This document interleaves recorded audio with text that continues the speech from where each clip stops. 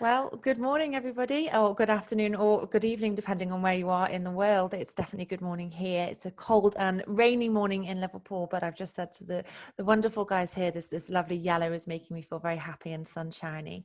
But welcome to Social Value Matters 2020. Today we are kicking off the Practitioner Summit, and I'm really excited that the wonderful team who are with us today are going to be the first session speaking today. They did deliver a wonderful session yesterday as well, so if you haven't been able to watch that, please do watch that back on the replay. But today's session is called How to Make Grassroots Organizations More Impactful Towards the Goals, and it's being done by our wonderful friends Gonca, Agata and Duygu from Turkey. Before I hand it over to Gonca, just a couple of housekeeping points so you all know. One, we are recording today's session. The replay will be available for everybody shortly, probably later on today, so you will be able to watch that back. And also, we are in Zoom meetings today, so please do make sure that you have yourself on mute. Don't worry if you can't do that, I can make sure you add it. You can ask questions in the chat box, so if you have any questions, please do pop them in there, and we'll be able to get to them later on in the session. But that's it from me. I'm now going to hand over to Gonca, turn myself on mute because it's not me you've come here to hear from today. It's these wonderful panelists. So Gonca, over to you, and thank you very much. Thank you, Becca. So we are here with three colleagues today for an hour. So our topic is how to make grassroots organizations more impactful towards the goals. We are part of CUSIF, Koç University Social Impact Forum, three of us. So let me explain very shortly about CUSIF. We are one of the leading research universities in Turkey, located in Istanbul. And our center, Koç University Social Impact Forum, is not a research center, but mostly practice and resource center for social impact, and is a very big social investment of our university for social impact actors. So we are very experienced in working with social impact actors such as, of course, NGOs, civil society organizations, social entrepreneurs, funders, and private sector, and also public organizations regarding social impact measurement, management, and how they maximize their social impact. And today, let me introduce ourselves very shortly. My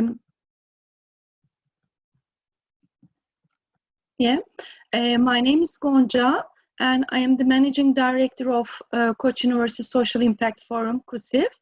And I'm like a boundary spanner. I did my own.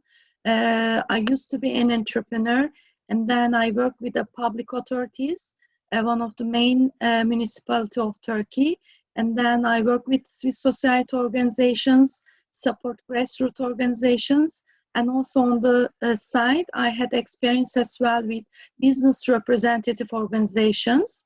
And for the last 10 years, actually, I am at the university. I have been working at CUSIF, supporting and developing social impact ecosystem in Turkey regarding social impact measurement and management. So maybe Agata and Duygu can introduce themselves. Mm-hmm. Hello, my name is Agata Fortuna, and I'm working at CUSIF since 2015 as a project and training senior specialist. I have a NGO background, actually. I've been working already since 2009 in civil society in Turkey. And for the last 5 years, like in CUSIF, I have been organizing trainings, developing the capacity in social impact literacy trainings, and delivering consultancy to social impact actors. Mm-hmm. Thank you. Duygu, please. Hi, my name is Duygu. I'm working as independent evaluator and also Now I'm affiliated researcher in CUSIF. Before I worked with my colleagues Gonca and Agata in CUSIF. And also I have some experience since 2009 in civil society. That's all. Thank you. Thank you, Duygu.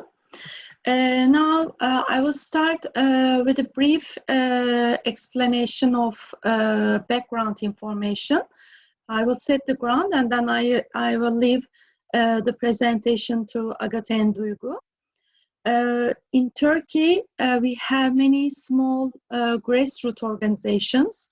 Both we have small NGOs, civil society organizations, and also our social enterprises as well are small-scale organizations. And most of the time, they lack financial capacity, operational and communication capacities, and of course, social impact measurement capacities. As CUSIF, we have been working and producing a lot of resources in Turkish on social impact measurement and management to the ground, to these actors.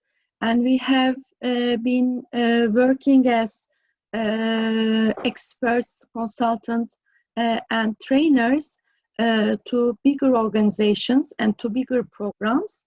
And today, actually, we would like to share our experience through re-granting organizations working in capacity building and supporting the project development of small grassroots organizations.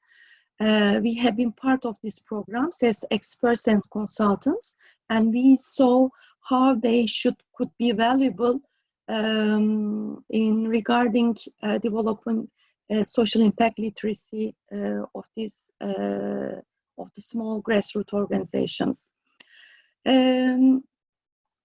We will share a couple of programs specifically with you, our experiences. And recently in Turkey, we have been seeing EU funding supports re-granting schemes. And most of the time, local organizations getting the funding for re-granting and working with smaller organizations and providing capacity building support. We have been working with these organizations for the last 2 years, so we will be sharing this information, this experience with you. Agata and Duygu worked in these programs as a lead consultants and experts and trainers. And we have seen that some re-granting organizations don't have enough experience in the field of capacity building.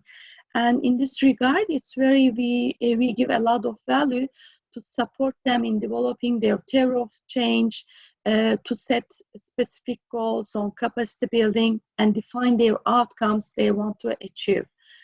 And in order to, and we see also that we need to increase and support, we need to increase both social impact literacy in these big organizations and also grantees or grantee organizations through these capacity building programs. Now, maybe I can talk a little bit about about our researches that we have been doing as CUSIF. And when we first started to work with social impact actors, we run a applied research about perception and practice of social impact measurement in Turkey of civil society organization. And we saw that only 28% of civil society organization reported measuring their social impact. But I would like to mention that it's their declaration. We didn't check actually whether they do it or not. This information is based on their declaration. And lastly, we have been part of a big research report supported by British Council. We work as a consortium, and we worked with social enterprises, and we saw with social enterprises as well that only 56% of them they report that they measure their social and environmental impact. However, during the in-depth interviews, we have discovered that a high level of them, they do overclaiming and misunderstand what real social impact is. And most of them, they were not able to clearly explain their what their expected impact and how they measure it. And when we think about that, social enterprises are very small scale in Turkey, creating and supporting social impact literacy is very important for us, both for big organizations and especially grassroots organizations. Within the same research, we saw that 68% of the social enterprises of participants of this research, they say that they collect only quantitative data about outputs. So it's another indicator for us that why we should increase social impact literacy of these smaller organizations, both NGOs and social enterprises. We have been, as CUSIP, we have been working with social impact actors on social impact literacy with different social impact actors. But today we will be focusing our session on small grassroots organization and how we can empower them in terms of social impact management through funding organizations. And I'm passing the ground to Agata to continue the presentation. Mm-hmm. Thank you, Gonca. Maybe I will just shortly add that, like, as CUSIP, we have actually a lot of experience and a lot of in delivering trainings and consultancy to different kind of organizations. So we were partnering also with organization working on developing the civil society organization in Turkey, delivering trainings to numerous organizations. And can we pass to the next slide, Gonca? In this session, we'd like to discuss closely the experience that we have within the last 2 years. As Gonca mentioned, there were both projects using the regranting scheme, and we will talk about the 2 cases and how our role differs in both of them. And how we think and to share what was working in our opinion in this process. So the first case is organization working in the field of human rights and collective memory. And they received the EU grant to support around 50 civil society organizations, mostly small ones with limited capacities, and most of those organizations also works in the field of human rights. And the aim of this grant was actually more to support their capacity and to help organizations stay alive and continue operation, while also trying to increase their capacity through mentor support, workshops, and trainings. The case 2 is also organization working in the field of human rights. Maybe it's also quite specific to EU funding recently, trying to work to support civil society and human rights oriented organization in Turkey. And the second organization works more in like freedom of speech and anti-discrimination. And the difference is that the EU fund that they received, like in their project, it was actually aiming to strengthen the human rights organization in Turkey through a grant program, fellowship workshops, and other tools. So within this project, the 15 organizations received grants to implement their projects. All of those 15 organizations were of different capacity, but still most of them were local organizations with lower capacity. Can we go to the next slide? Yeah. So in these two programs, like the slightly different tools, similar tools but slightly different tools were used, as the approach was also a little bit different. So in case one, it was mentoring. Like the whole program was actually built around like mentors working with organizations for certain periods of time. And other tools like trainings and workshops were supposed to be organized like based on the needs of the organization. In case two, there was a specific trainings, workshops planned.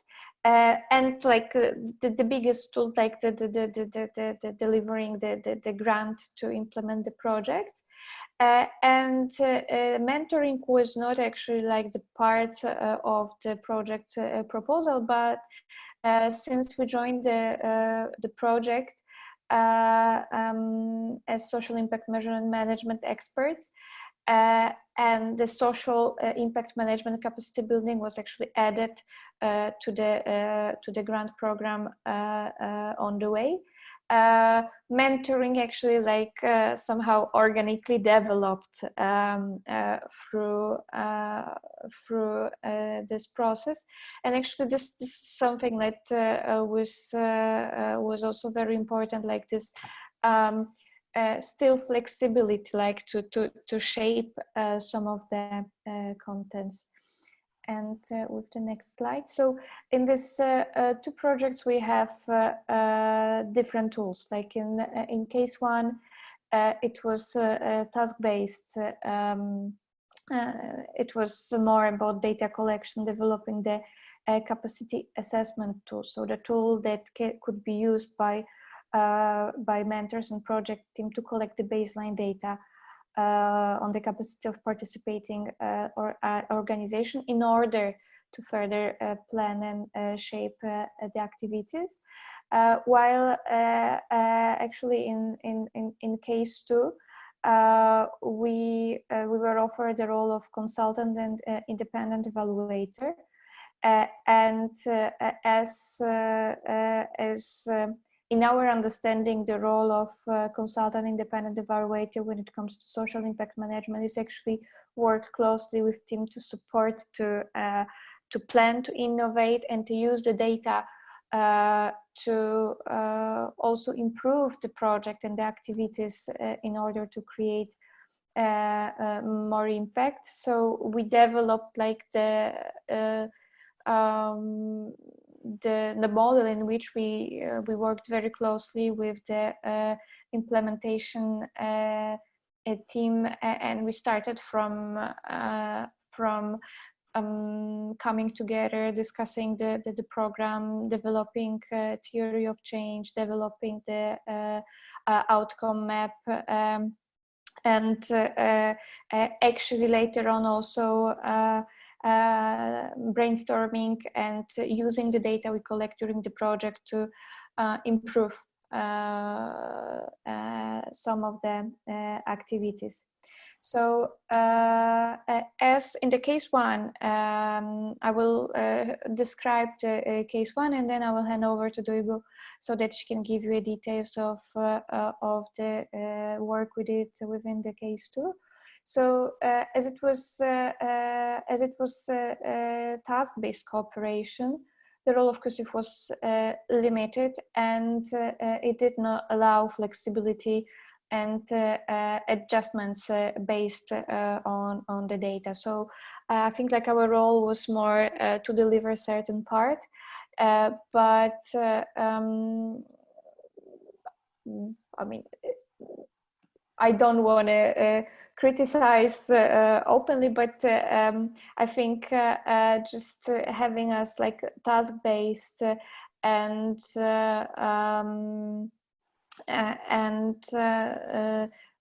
was also like quite defining for the communication that we have with a team, and the tool that we have developed was actually based on the conversation with a project team, and as such, like we developed like the functionalities based on the project team expectations. And the tool was supposed to be used by mentors to have like quite complex assessment of the situation and the capacity of the organizations that they were supposed to support within the coming months.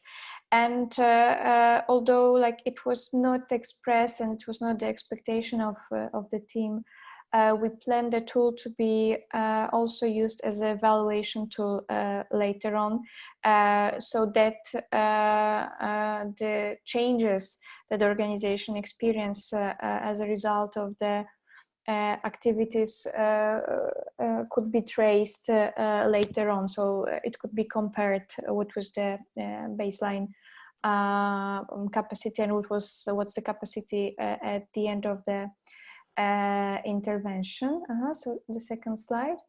And I think like it was very crucial to have such a complex tool, because I think we developed rather complex tool, and I think this was also a part of the criticism from the people involved, as we did not have a lot of chance to design it with them. We just offered them a tool with a certain training on how they can use it, but I think there was a little bit lack of discussion and like planning together on what are the purpose and what are the really like use of this tool.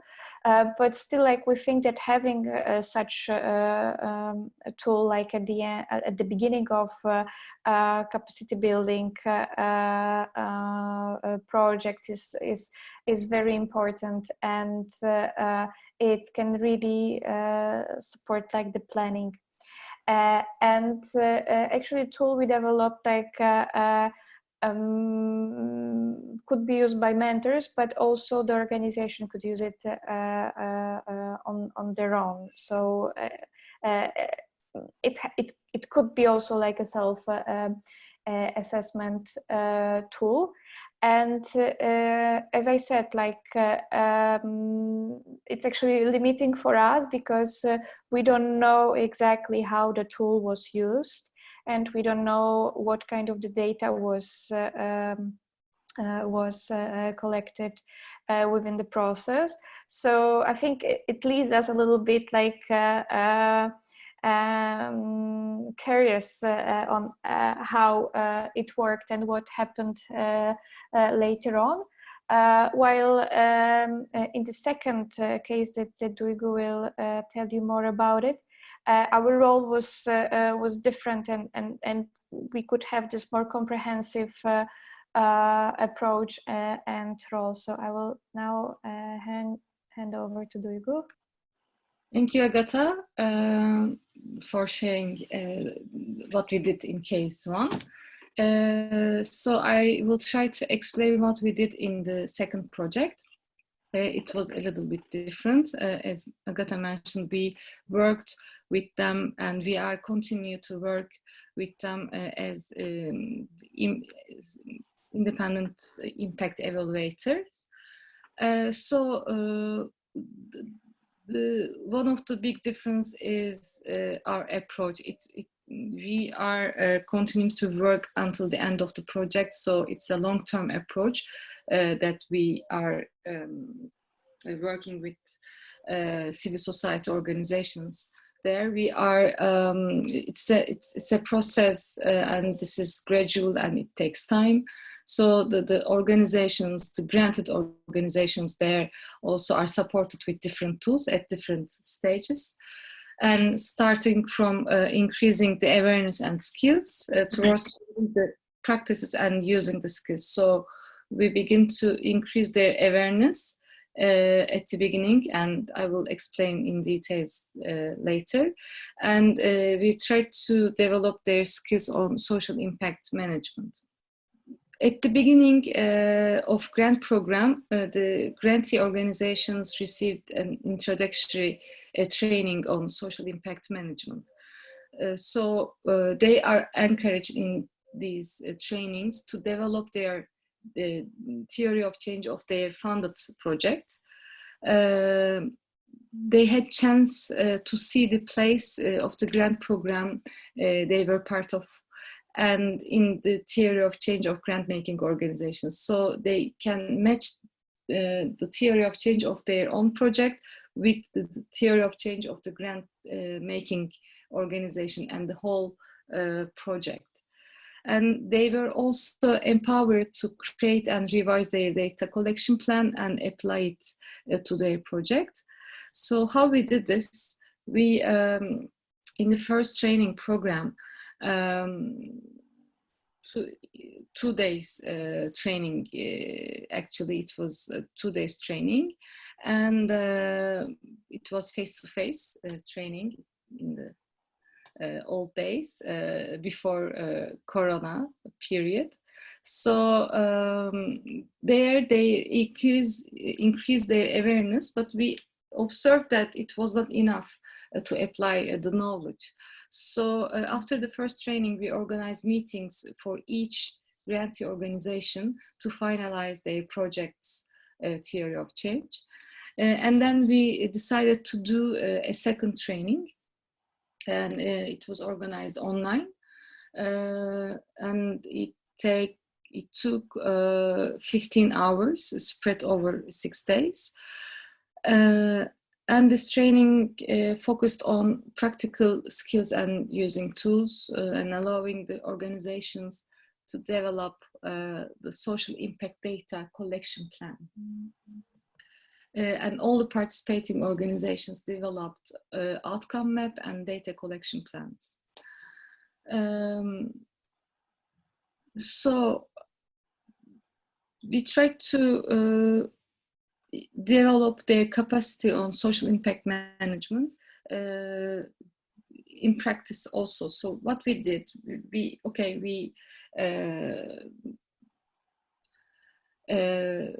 give some tools and try to give some knowledge, and we try to increase their capacity, but also in the whole project we try to embed what we teach them. The first one is in the reporting forms. So the reporting forms templates include questions on change and outcomes, and in the line with the information provided at the trainings. We a little bit forced these organizations to think about the relation between outcomes, outputs, and activities. And the difference between outputs and outcomes, we embedded these in the monthly reports that they have to give to the grant making organization. We always try to give them feedback and comments at different stage on the process of the tools developed. So they have chance to practice what they learned and apply these tools to their own projects. So what was the impact of our intervention in case 2? We did some focus groups with them, and during these focus group interviews, organizations declared that they are using it in their new project applications. It was a really good information for us. So when they apply in another fund, in another donation, they try to organize and plan and develop their project by using this social impact management view and knowledge. In some cases, this allows them to redesign their projects to make them more impactful. And also this, the project of grant making, the main project, the focus on this program was to increase capacity of organizations working in the field of human rights. But the approach we used allowed also to increase the impact of the granted projects. And with our interventions, we discovered that better quality data for evaluation the impact of the program, as the grantees are, because the grantees are able to provide us with better data. So until now, we discovered the impact of interventions like that, but we are also continuing to understand what is the changes that these grantee organizations are living. Here I try to summarize our experience in the second project that we worked and continue working. We believe the ideal solution would be a combination of interventions that we did on both projects in order to increase social impact management. Now I will pass, I will give the floor to Agata because our experience in these projects and our research realized in the recent years showed us the funder has a role on developing social impact management capacity in civil society. Now Agata will talk about this. Thank you. Thank you, Duygu. So actually, like as CUSIF, like we've been working with organizations itself, like with grassroots organizations, but we're even here, like we've been also working with a bigger organization doing regranting and the regranting on the issue of social impact. But at some stage, we also conducted research on the role of the funding organization in measuring and managing the social impact. And I mean, like, we agree that, like, in order to really have this impact oriented approach and maximize the impact that we create and use the resources in the most impactful way, we need to have we need to also change the funders organization, and they need to take a more active role in especially like when it comes to grassroots organizations, small scale organization with limited capacities that often struggle to survive. And I think that this capacity building, support, and financing something else that just activities is really important. And we saw that this approach, like an assistance, is really working. And like the two cases that we described, like and especially like the second, when we had like much more active role, is the case of regranting. And we think also that regranting and like adding the social impact management tools into regranting schemes is is very effective because usually regranting organization is a civil society organization itself, and in this process we are actually like all learning, like also the regranting organizations is learning with us, and is very open to learning in this process. And they share similar problems with grantees, and understand, and as such, like understand better the needs and the barriers. And what's really important, like in this process, this regranting organization can be more flexible toward their demands. Like here we've been talking about like EU funding especially, and regranting organization, and it's also something that is that was they appeared in our conversation and discussion with organization, that this more flexibility toward demands and toward different changes on the way, and like the fact that communication is usually like faster and more direct, is actually supporting the process of learning of the organizations. And I mean, in such countries as Turkey, where like the civil society organizations are not so institutionalized yet, when there is a lot of grassroots, small local organizations with limited access to resources, training and skills, and when there is still like a lot of social issues that they are dealing with, like on one hand the social impact literacy, and on the other hand like supporting them through such regranting skill is very important and can be very effective. And actually like EU delegation was kind of testing this regranting approach, as it serves its general objective of developing civil society sector in Turkey.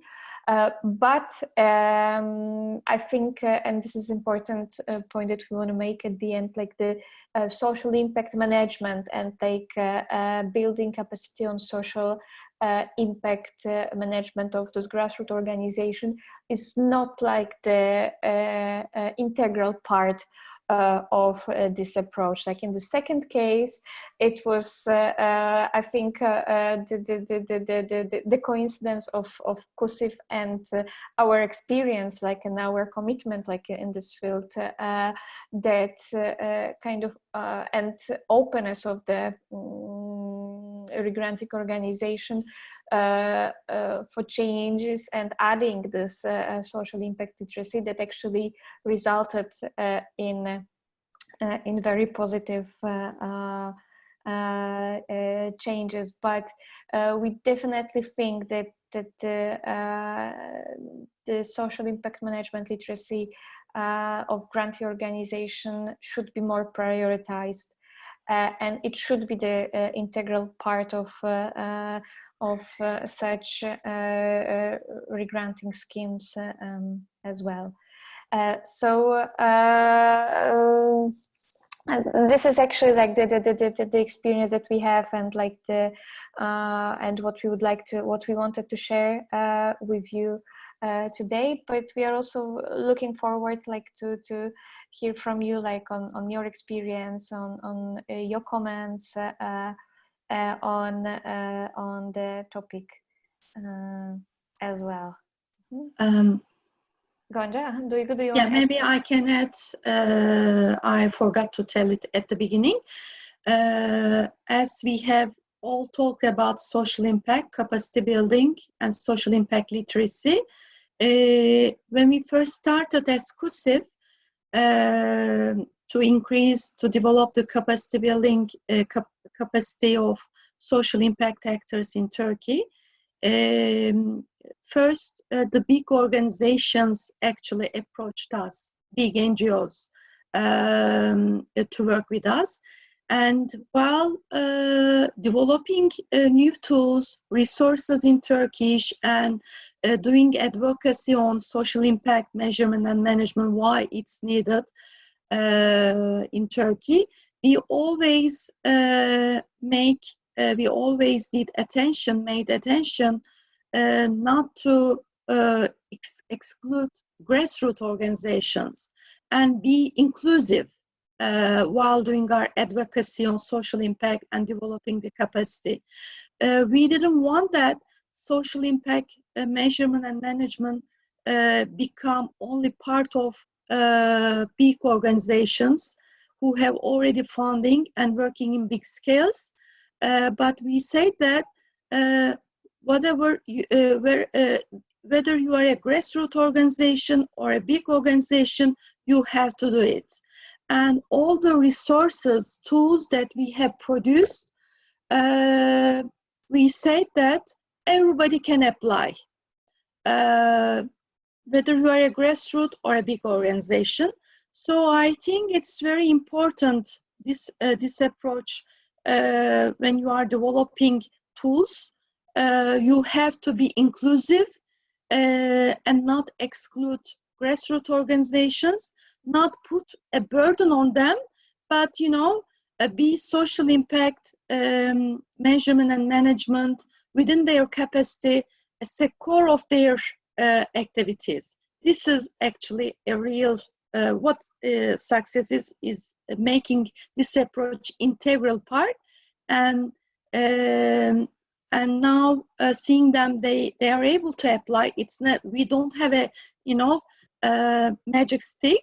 It takes time, especially in our two cases. It's a long-term process. It's not like a one training, two training, but walking with them through their project during their whole re-granting process. Yeah, thank you. Hi, thanks everybody. That was wonderful. So we've got a small group of us on the call today. So there's some attendees. I don't know if any of the attendees who have listened to today's session have any questions. We've got about 15 minutes left, and there is a small group. So I don't know if people feel comfortable, it might be nice if people are happy to turn on the cameras and we can just have a little bit of a discussion. Only if you feel comfortable, no pressure on that at all. But you've got 15 minutes to pick these wonderful panelists' brains, so please do take that opportunity. I see Julie's got her camera on. Hi, Julie. Shall I take you off mute, Julie, so you can join the conversation? Yeah, hi. Hi, Julie. Yeah, I would love to. Hi, hello. So I'd like to share what we're doing in Ayala Foundation. It's a corporate foundation in the Philippines. So actually, we're very young in terms of doing the social impact. Actually, in the Philippines, we would like to be the pioneer. We're trailblazing this social impact. So we're still at our infancy stage, but the different NGOs, the civil society in the Philippines has done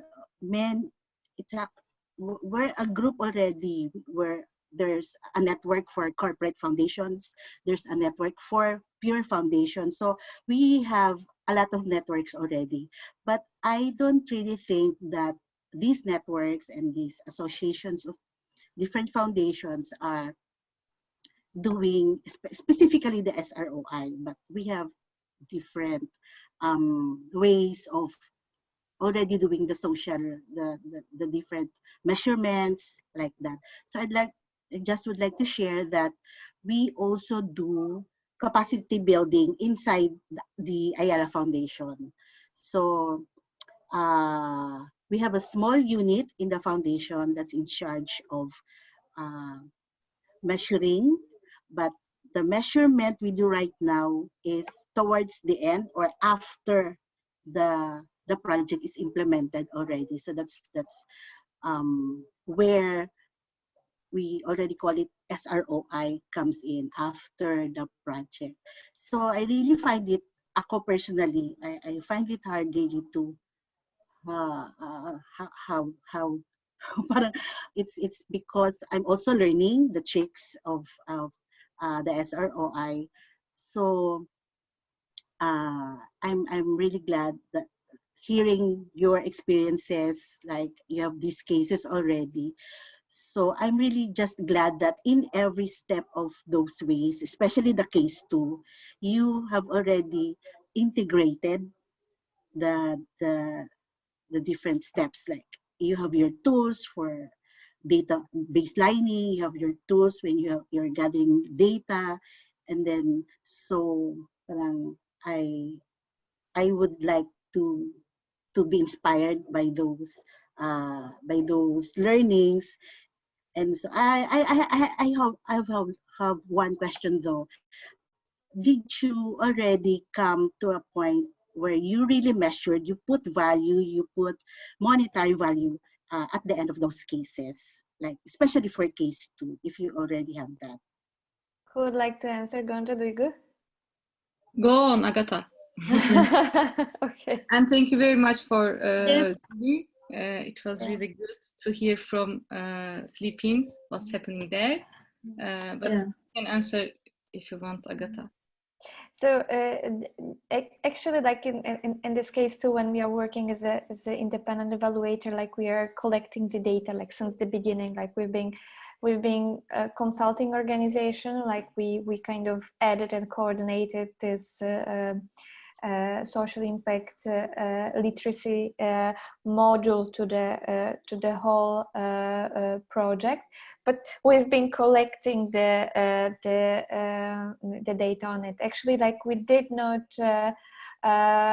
think yet what kind of if we are going to use SROI or not to this specific project, because I mean, like the data that we collect, like we can also make this decision at the end. I mean, we try to collect like all the data. I mean, like thinking about the social value of the project. So we go through the all steps that you also do in SROI. But actually, like the organization did not expect from us to have like the SROI, but it might be also that at the end we can decide on doing it. Like actually, like it's even maybe could be a nice idea, because we would like to also share like the results and this experience maybe with EU delegation, as they are doing the regranting and coordinating it. So maybe in order to also highlight like the advantages of having the social impact management in overall, like maybe we can think about it as well of having this ROI. But I mean, we collect the data in a way that still like we can do the financial I mean, we can do assigning the financial value at the end of the collection data, because we will have all data like in the hand in this process. Thank But you, I Agatha. think the trick is here. Even, I mean, as a foundation, you would like to measure the impact of the, you know, re-granting scheme and the big program. But unless you develop the capacity of the grantees organization in collecting data, impact data, and you cannot be very successful at the end. And our approach is a proven approach that's showing, we are saying that you can both measure the impact of your program, meanwhile you can improve the capacity of your grantees in social impact management. And it's a very, you know, win-win position. It's not like we are in a evaluators that, you know, we come and collect data after the program is done, or, you know, during the program, and then prepare a report. Making a report is very easy. It's the, you know, just the output of a whole a program, but making really difference in capacity building is a different approach. So Julie, whenever you want, we would love to share our experience with your colleagues, you know, and thank you for asking and speaking in the session. Thank you. Yeah, thank you also. Thank you. Thanks, Julie. I don't know if anybody else has any questions. You don't have to be as brave as Julie and put your camera on and speak if you don't want to. We do also have the chat function, so you are able to pop some questions into the panelists as well if you do have anything to ask them. We've got another sort of 10 minutes in this session, so plenty of time for another question if one is wanted to be had. They're all very friendly, so please feel free to do so.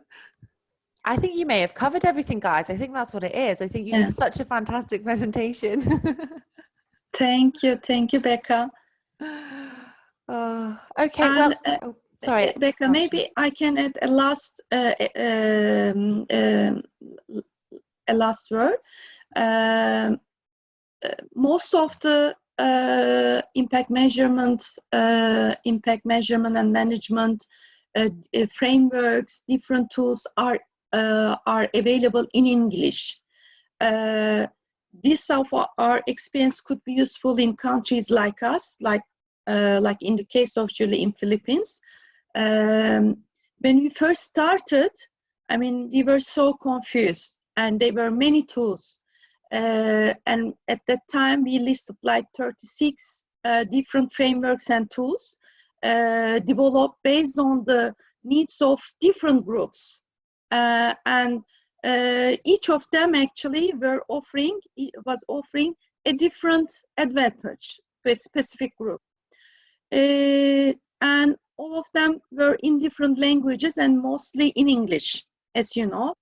And the first thing that we did in Turkey as KUSİF with our team, we developed resources in Turkish, guides. We have many guides, you know, for funders, for social enterprises, for civil society organizations, for grassroots organizations. So for countries like Philippines, for new starters, where the capacity of social impact measurement management is lower, we truly suggest that they developed simple guides, you know, steps, basic tools, in reliable tools, both, you know, reliable, credible, but applicable for practitioners, for grassroots organizations to develop their capacity. So I think it's a very important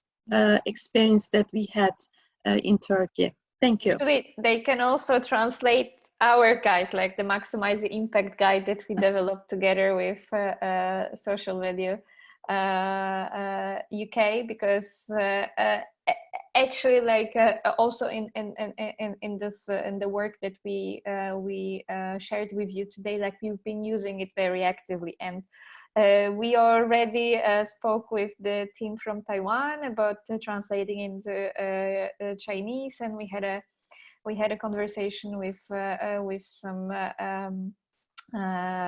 social Ukrainian value, team, Ukrainian team, with some team from Egypt about translating it into Arabic. So like Julie, if you'd like to translate it into it's already it's already there. We can support you also in this process. So yeah, that would be wonderful. Thank you, thank you. Well, is that for free? Yeah, it's for free. Actually, yes. we can share you the link even in the chat. Like it's really like a hands-on guide on managing social impact. It was written like in the social entrepreneurship context, but it can be used like in all contexts, as it's based on the social value principles. Great. And impact questions. So yes, that will be great. Thank you so much. Thank you. You're welcome. I am looking. I'm sharing the guide link. I'm looking for it. I've just Becca, popped it in the chat now, Goncha, so Becca it's in already there. did it. Okay, perfect. Okay, thank you, Becca. So we are also writing our emails, so you can, connect with us. Please do take a look at that guide, everybody. You'll see I was able to put it in so quickly because I have it open so often that I just have to type M into my search bar and it's now the first thing that comes up for me. So it's definitely an incredibly useful guide, and I think absolutely, Julie, translating it into Filipino would be super helpful for the Aula Foundation, but also everybody else and everybody that you're working with. I think that was an amazing session. Thank you so much, guys. I definitely learned a lot from it as well, and we've had so many conversations between us through the last 2 years that I've been at SVI. But it was lovely to have a presentation from you and sort of go through it myself as well. It's made it all so much clearer for me too. So thank you for that. I found it super helpful. We will wrap up today's session. I don't think anyone's got any more questions. Lots of thank yous coming in the chat, which is brilliant, and yeah, absolutely echo that. So I don't know if anybody has a final word that they want to say, or if we'll just close today's session with utmost gratitude for you for delivering today. Thank you very much. Yeah, thank you. We always glad to share our experiences and learn, listen and learn from others' experiences. We are wide open for collaboration and sharing, because we know that social impact means collaboration, but meaningful and real collaboration. So please feel free to contact us. Absolutely, Goncha. Yeah. Thank you so much, everybody. And again, Agata, Goncha and Jogi, thank you so much for sharing today. It's been absolutely wonderful to be with you. For anybody who's joined the session, I know a couple of people joined a little bit later. This session has been recorded, and you will be able to watch the recording back very shortly. My wonderful teams in the back, I just need to get it edited and uploaded, and then you'll be able to enjoy it later today. So once again, thank you everybody for coming, and thank you to our wonderful panelists. And I hope you enjoy the rest of Social Value Matters 2020 and your day. So thank you very much, everybody. Goodbye. Thank you, Becca. Bye. Bye. Bye. Thank you all. Bye-bye.